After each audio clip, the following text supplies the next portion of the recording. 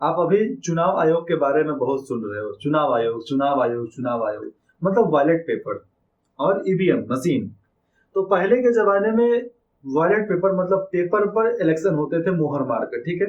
आज ईवीएम आ गया है, ईवीएम आ गया तो बैलेट पेपर की जरूरत नहीं है। मैं बता दूं, जब ईवीएम नहीं था तो 35,000 पेड़, कितना, 35,000 पेड़ काटे जाते थे पेपर बनाने के लिए, इलेक्शन करवाने के लिए।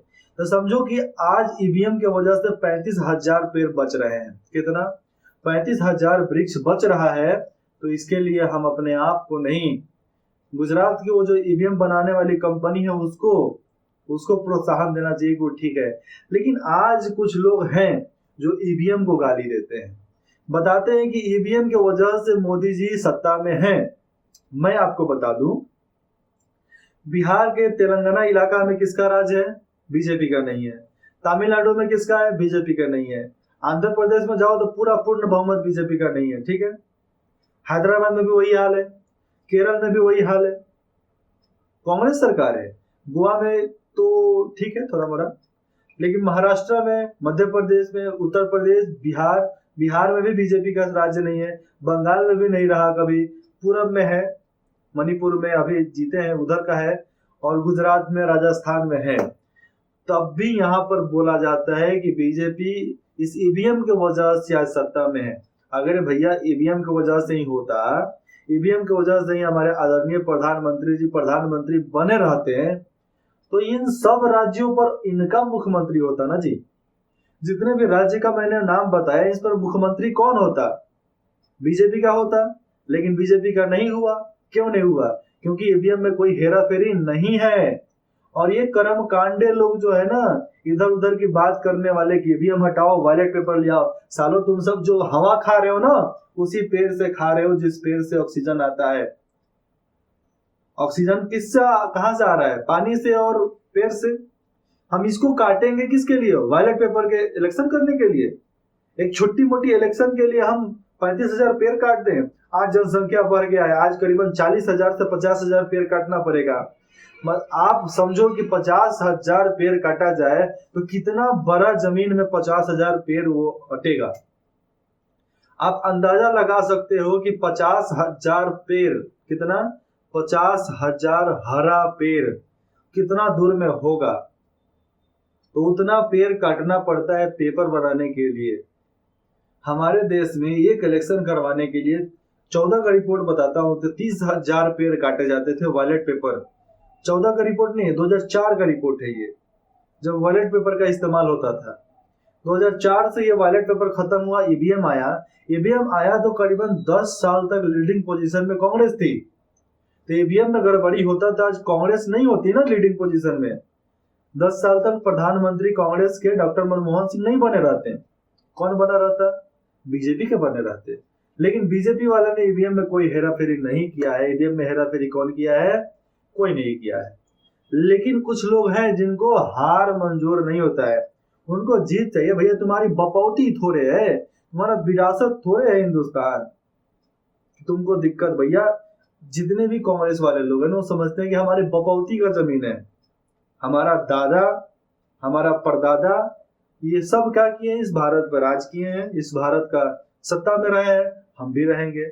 इन बपौतियों को हटाना पड़ेगा, इन बपौतियों से लेना देना खत्म करना पड़ेगा हमें। ऐसा नहीं कि मैं लीडिंग पोजीशन में तुरंत कुछ बोल ही दे रहा हूँ, ऐसा नहीं, मैं लोगों की विचार बता रहा हूँ। अपना भी विचार है, मेरा खुद का विचार है कि ठीक है भैया, आपके दादा परदादा मतारी कुछ ने किया, अच्छा किया, जो भी किया अच्छा किया। अब आप अच्छा करोगे क्या सबूत है भैया? क्योंकि एक राज्य में शत्रुघ्न जैसा राजा पैदा हुआ, त्रेता युग में राम के भाई शत्रुघ्न, आपको नाम पता होगा। तो शत्रुघ्न का राज्याभिषेक मथुरा में हुआ था, तो मथुरा के वंशज उनके ही न हुए। तो उन्हीं के वंशज में बाद में पैदा हुआ कंस, जो सनातनी को खत्म करना चाहता है। मैं भी सनातनी हूँ और कट्टर सनातनी हूँ, ये सिंपल समझकर मेरे को ये मत देना कि कुछ नहीं करेगा। सनातनी हूँ, जड़ से मिटा सकता हूँ, तहस नहस कर देंगे हम। तो उन्हीं के कुल में पैदा हुआ कंस, जिसने सनातनी को, पूजा पाठ करने वालों को खत्म करना चाहा। लेकिन जब उससे नहीं हुआ तो आज के इन दुर्योधनों से क्या होने वाला है? कुछ नहीं होने वाला है। हाँ, आप लोग रोज हनुमान चालीसा का पाठ करो कि आपको सद्बुद्धि हो। एक मंत्री का यहाँ पर नाम तो मैं नहीं लूंगा, लेकिन मंत्री का काम बताता हूँ। वो पर्यावरण विभाग के मंत्री थे।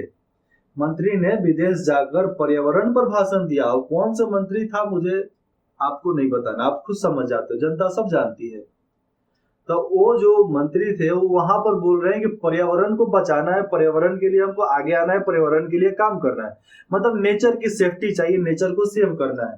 और वही मंत्री हिंदुस्तान आकर कुछ महीने के बाद आकर बोलता है कि ईवीएम में लोचा है भैया, ईवीएम में लोचा है, हमें बैलेट पेपर सिलेक्शन करवाना है, हमें बैलेट पेपर चाहिए। अरे भैया, तुम वहां पर पर्यावरण के बारे में लंबा चौड़ा भाषण दे रहे थे, तो पर्यावरण पेड़ की वजह से, पानी की वजह से टिका है। तो आप पर्यावरण को उधर भाषण दे रहे हो, इधर पर्यावरण को ही माँ बहन एक कर रहे हो।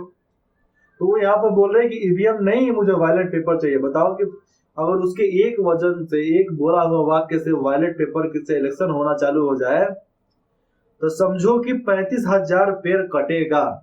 और किस इलाके से कटेगा? जिस भी इलाके से कटेगा उस इलाका का तहस नहस होना एकदम 100% है कि भैया वो इलाका खत्म हो जाएगा, खराब हो जाएगा पूरा। क्योंकि जिस इलाके से 35,000 पेड़ काट लिए जाए, समझो कि वहां पर ना बारिश होगी, ना वहां पर अच्छा से ठंडक होगा, ना वहां पर मौसम अच्छा होगा, मतलब उस पूरा इलाका का सर्वनाश समझो। और ऐसे छत्तीसगढ़, ओडिशा, मध्य प्रदेश, तो ये सब इलाका जो है ना, उत्तर प्रदेश का कुछ इलाका आता है, इलाहाबाद, कानपुर, तो ये सब में बहुत ज्यादा पेड़ हैं। और इसी पेड़ की कटाई होती है पेपर बनाने के लिए। महाराष्ट्र में रायगिरी के इलाके में जाओगे आप, नागपुर के इलाके में जाओगे, कानपुर के इलाका में कानपुर है ना उधर, नहीं नागपुर है, तो नागपुर के इलाका में आप जाओगे तो वहां पर पूरा जंगली एरिया था। उस पेड़ को काट लिया गया ट्रेन की पटरियां बिछाने के लिए। किसके वजह से? भारत के ठेकेदारों की वजह से, इनके लालच की वजह से हमारा देश बर्बाद हुआ। तो गांधी जी बोलते थे हमारे पास अपार संपदा है, हमारे पास बहुत का धरोहर है, हमारे पास इतना संपत्ति है कि हम लोगों का पेट भर सकते हैं, लेकिन आपके पेटी भरने के लिए हमारे पास रद्दी भर भी एक सिक्का भी नहीं है। तो मैं बताता हूँ, मोदी जी का भाषण है, ना मैं खाऊंगा ना खाने दूंगा, ना मैं सोऊंगा ना सोने दूंगा। तो मेरा भी वही भाषण आता है हमेशा, ना तुमको गलत करने देंगे और ना मैं खुद गलत करता हूँ, और गलत करते पकड़े गए तो तुझे बेटा बहुत बढ़िया से फाड़ेंगे, हम इतना बढ़िया से फाड़ेंगे कि तुम सोच नहीं सकते हो। और ऐसे जिस दिन हमारी सरकार लीडिंग पोजीशन में हम आए, तो मैं बताऊंगा कि सत्ता कैसे चलाया जाता है, सत्ता का कैसे कार्यरत होता है। मैं इतना गारंटी देता हूं कि बिहार में जिस दिन मैं सीएम बना, तो बिहार 5 साल के अंदर में उनको दुबई बना दूंगा, दुबई बना दूंगा, दुबई। 5 सालों में हर चीज बदला नहीं जा सकता, लेकिन 5 साल में कुछ रूल्स बदले जाते हैं। 5 साल में शिक्षा व्यवस्था बदला जा सकता है, 5 साल में अस्पताल का रख रखाव बदला जा सकता है, 5 साल में रोड सेफ्टी को चेंज किया जा सकता है, 5 साल में 20 लाख नौकरी देने का वादा मैं किया, करता भी हूं और पूरा भी करूंगा। इसको पूरा करने से मुझे कोई नहीं रोक सकता है। मैं लीडिंग पोजीशन में आने वाला हूं, आपका आशीर्वाद रहेगा तो मैं बिहार को बहुत जल्द बदलने वाला हूं, बहुत जल्द। बिहार भी देखेगी कि इतना ज्यादा प्रगति हमारे क्षेत्र में कैसे हुआ, इतना जल्दी आज तक किसी ने नहीं किया, ये कैसे आकर कर गया, क्या कारण था, ये भैया है कौन कि इतना ज्यादा प्रसिद्धि यहाँ पर ले रहा है। ये आपके आशीर्वाद की वजह से होगा, हम अकेले कुछ नहीं कर सकते। आपके आशीर्वाद से ही उतना ऊपर तक जा पाएंगे और आपकी सेवा कर पाएंगे। हमें जनता का सेवक बनना था, इसके लिए मैंने अनेकों सेक्टर को चुना, ये करूं वो करूं वो करूं, लेकिन मैंने बाद में देखा कि इन सबके ऊपर एक पॉलिटिशियन बैठा हुआ है जो सबको नाचना चाह रहा है।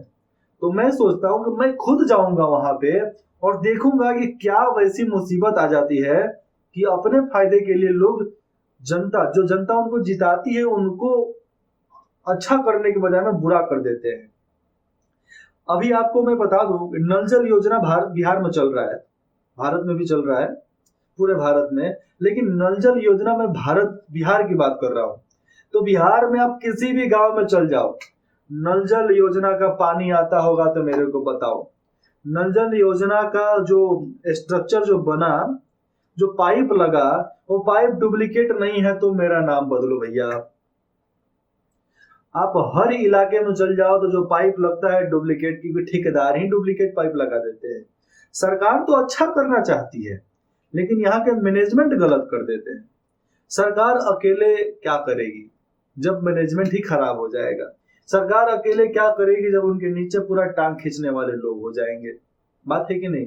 सरकार ने पैसा दिया तांबे का नल लगाने के लिए, तांबे का सॉकेट लगाने के लिए, लोग प्लास्टिक का लगा के चले गए, फिर टूटा, फिर बदला गया, फिर टूटा, फिर बदला गया। तो ये सब होता रहेगा, सरकारी पैसा आता रहेगा, पेट भरता रहेगा, काम खत्म। आज एक कोई प्रधान बन रहा है, मुखिया बन रहा है, वार्ड बन रहा है, उसके पास स्कॉर्पियो खरीद ले रहा है, फॉर्च्यूनर खरीद ले रहा है। अरे भैया 35 से 45 लाख का तुमको गाड़ी खरीदने का पैसा कहाँ से आ जाता है जी? 70,000 तुम्हारा महीना मिलता है, एक मुखिया का 70,000 महीना मिलता है, टैक्स वगैरह ले लो तो 1.5 लाख का महीना होता है। ठीक है, 5 साल तक ले वो राज किया। ठीक है, 5 साल तक ले एक क्षेत्र में उसका शासन चला, शासन क्या चला, उसका क्षेत्र बना रहा, वहां पर उन्होंने लीडिंग पोजीशन में अपने आप को रखा। लेकिन आप समझो कि 5 साल में कितना कमा लिया कि 45 लाख का फॉर्च्यूनर रखा, 5 साल तक ले अपना सब कुछ किया, खाया पिया, मस्ती किया, पूरा एकदम ऐसो आराम से जिंदगी उनका था। यहाँ पर साफ समझ लो कि ये सब काले कांड कर करके यहाँ पर इतना आगे बढ़े हैं। मैं भी देखता हूँ कुछ किसी लोगों के पास फॉर्च्यूनर है, स्कॉर्पियो है, मैं सोचता हूँ अरे भैया तुम उतना कमा कैसे लेते हो यार? तो आपका पेमेंट कितना है? आपका पेमेंट है 1,20,000, सब इधर उधर कमीशन लेकर चले तो। ठीक है, तो 1,20,000 साल का कितना हुआ? साल का कितना हुआ जी? 13 से 14 लाख मैक्सिमम, मोटा मोटी मान लीजिए तो 14 लाख तक। ठीक है, तो 5 साल का कितना हुआ? तो 14 से गुना कर दो 5 से, फिर भी ज्यादा नहीं होता है, 45 लाख तक तो नहीं होगा। और 45 लाख तक हो भी गया तो भैया आप 5 साल में खाए नहीं, पिए नहीं, काम नहीं किए, ये नहीं किए, वो नहीं किए, तो फिर आपके पास बचा कैसे? इतना ज्यादा पैसा आया कैसे? तो जनता भी क्या पागल आदमी हो जाते हैं, क्या उन्हीं को वोट देते थे जो पैसा खर्चा करता है? जो पैसा खर्चा करे तुम उसको वोट ही मत दो। आज हमारे गांव में कुछ लोग हैं कि वो करते हैं क्या कि कुछ इवेंट यहाँ पर ऑथराइज करते हैं, इवेंट को बना, इवेंट करवाते हैं, जैसे में पूजा पाठ हो गया तो आप पैसा दे देना, चंदा दे देना, देता कम है, नाम ज्यादा करवा देता है। भैया तुम ही पैसा दे रहे हो तो गांव से चंदा काहे को वसूल रहे हो? तो गांव से चंदा उसले हो मतलब वो गांव की संपदा है, तो तुम अपना फोटो क्यों लगा रहे हो वहां पे? तुम वहां पर अपना अधिकार क्यों जता रहे हो जी? अब की मैं छठ में गया था, मैं अपने घर पे, तो वहां पर छठ पूजा में अरेंजमेंट जो हुआ था गांव के चंदा से हुआ था। हाँ, थोड़ा जानते कि ज्यादा पैसा दिए हो गए, तो दिए हो गए, पूजा स्थान पर अपना प्रचार नहीं करवाना चाहिए। मैं तो ये एकदम सरेआम खिलाफ रहता हूँ। जहां पर पूजा संपदा चल रहा हो, जहां पर पूजा कार्य चल रहा हो, वहां पर जो प्रचार करता है वो सबसे बड़ा अधर्मी होता है, सबसे बड़ा अधर्मी होता है। मैं आज तक कभी भी पूजा स्थल पर अपनी प्रचार तो नहीं किया। ये हमारा जहां पर ऑफिस है, यहाँ पर मैं जो भी बोलता हूँ एकदम सबूत साक्ष्य के अनुसार बोलता हूँ।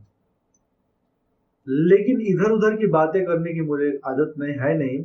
मैं तो बस अपना जानता हूँ कि मैं अच्छा करना जानता हूँ, मैं अच्छा करना चाहता हूँ और करूंगा। मुझे कोई रोक सकता है तो रोक ले भैया, अच्छा करने से, जो भी रोक ले वे, अच्छा करने से। देखते हैं किसकी हिम्मत है रोक देने की।